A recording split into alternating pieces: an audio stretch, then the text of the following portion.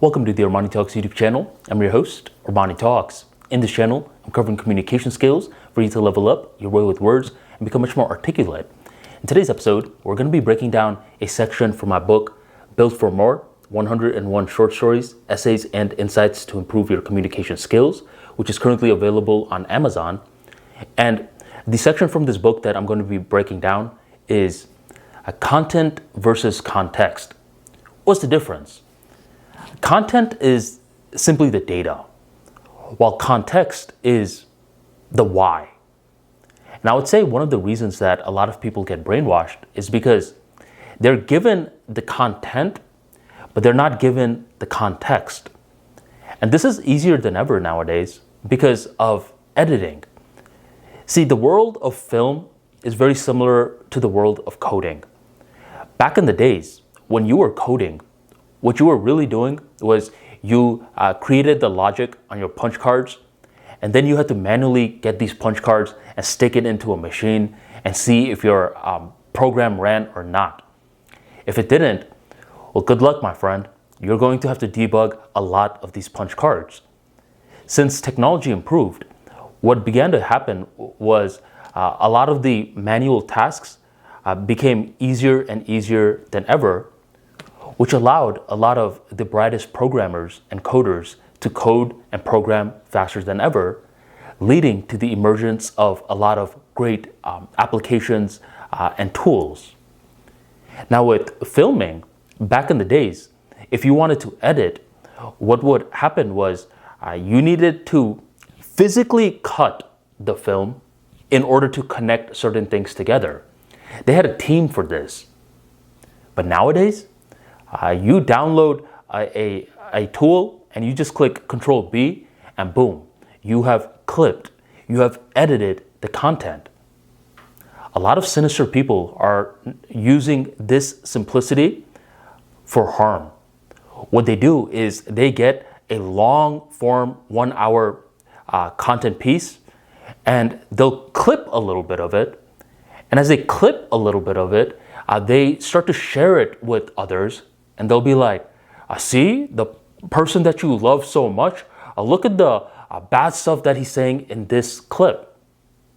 And the foolish people just look at the content and they're like, yes, this person is bad. Not understanding or even asking the question, why? I mean, why am I strictly being shown this form of content?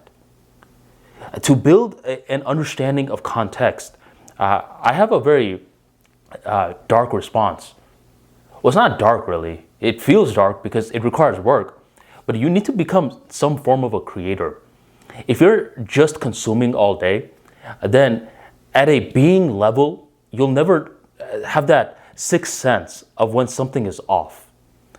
Because a creator, whenever they're creating a content piece, that's what they often start off with. What's the gist of what I'm trying to create? They don't start off with the data, the words from the very beginning. It starts off with the context. But it wasn't always like this. They had to fail their way into this big picture understanding. And by spotting the context within their own content, it's much easier to spot the content and the context within other people's content. So I'll tell you a funny story about when I realized that a lot of people have their priorities wrong, especially in regards to context. I know this one particular dude that always wants to be the first. He wants to be that person that's always breaking the news. Anytime we're chilling, he's like, do you know that the market crash is going to happen Monday? Trust me, it's going to happen Monday. And it's like, I'm like, oh, okay. If he is into Bitcoin, if he's into nodes, he's like, this is the only way to get rich.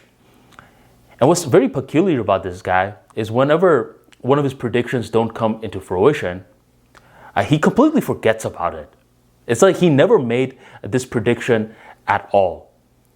And he's a cool guy overall. He's very, very smart in terms of gathering data.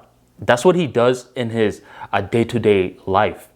That's what he does for his career. He's always gathering data, creating these Excel reports to give to the higher ups for them to create the context of what the reports mean. So I'm starting to think, I'm like, how is it that this guy is so smart in accumulating the data, but each time his judgment is off? Why? Well, one thing is because he doesn't do any form of creating. So automatically, there's that bias towards, okay, he's consumer lenient. Another thing is that, remember what I said earlier, he always wants to be one of the first people to break the news. So recently, we're over here talking, and I'm over here saying, coding is something that's great, but I believe in the next couple of years, coding is going to be something that's it's going to be different from what we consider it now. In the future, I do not believe that people are just going to be creating code from scratch. I believe most of the heavy lifting has been done. And in the future, what more people are going to be doing is they're going to be assembling code.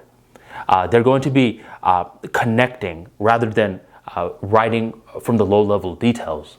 This is one of the reasons for the low-code/no-code movement. And I noticed that this guy was listening. He normally doesn't listen like that. He's like, yeah, no code, low code. We'll go on, talk about it a little bit more. What else do you have to tell me about this? I'm like, oh. And I was telling him more about my predictions. So I would say 15 minutes passes on by, and then he gets a call. And within this call, he keeps talking about no code, low code, and such. And I thought that was strange. I mean, he's speaking like he's some sort of expert in this no code, low code thing, even though he just heard it not too long ago. Then he hangs up the phone. Then he comes to me and he begins to tell me what exactly the phone call was about. Apparently, the person that he was on the phone with recently got fired from Tesla, and he wanted to become some sort of coder. And this guy that always wants to be the first to break the news, he wanted to be the first guy to tell this person, well, if I were you, I don't know much about coding. I believe in the no-code, low-code movement. So he was gathering the data, the content, with the incentive of spreading the news first. And this is the context a lot of people operate with. They just do it for ego's sake. They want to learn just to show off to other people that they know the answers, rather than learning for true understanding. What does this all mean, though? I mean, what does it all tie into the content versus the context difference? The main thing is, I'm going to go back to it once again. You need to do some form of creating in your life in order to not fall for this trap that this individual fell into.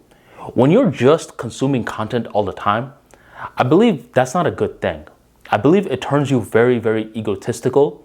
And rather than taking in data for true understanding, rather than using critical thinking processes to question, to ask more, it's just consuming data to either get outraged or to either break the news first to your buddies. So the main thing that I want to wrap this video up with is that content and context are not the same thing. Content is objective in nature, while context is subjective in nature. Content is something that you can perceive with your senses, while context requires something beyond the senses. Content, anyone can consume, but spotting the context requires judgment, street smarts, pain, overcoming betrayal, and much more. And one of the best ways to spot the context as accurately as possible is to do some form of creating yourself. So if you enjoyed today's talk and you want to get more of these little insights and essays into communication skills, be sure to check out Built for More. Within this book, you're going to learn much more about social skills, emotional intelligence, creative writing, concentration skills, and much more, grab the book in the link in the description box, the pinned comment, or go on Amazon and grab your copy today. Thank you very much for joining the Armani Talks YouTube channel, and I'll catch you next time.